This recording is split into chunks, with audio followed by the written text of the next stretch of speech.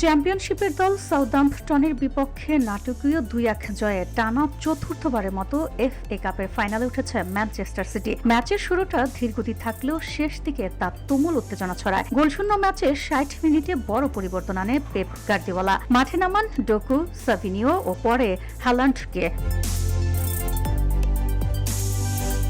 তারপর ম্যাচে আসে নাটকীয় মোড়। ৭৯ মিনিটে সবাইকে চমক দিয়ে ফিন আজাজ ডি বক্সের বাইরে থেকে দারুণ এক বাঁকানো শটে এগিয়ে দেন সাউদাম্পটনকে। আর তখনই ফাইনালের স্বপ্নে ভাসতে শুরু করে তারা।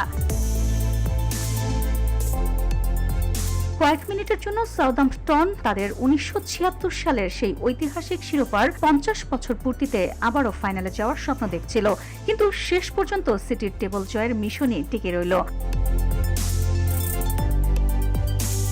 ৮২ মিনিটে জেরেমি ডোকুর শট ডিফ্লেকশন হয়ে জালে জড়িয়ে সমতা ফেরায় ম্যান সিটি। আর মাত্র ৫ মিনিট পর ৮৭ মিনিটে নিকো গঞ্জালেসের বুটের শট বল জালের ওপরে কোনায়। মাত্র ৫ মিনিটে ২ গোলে পুরোপুরি ম্যাচ ঘুরে যায়।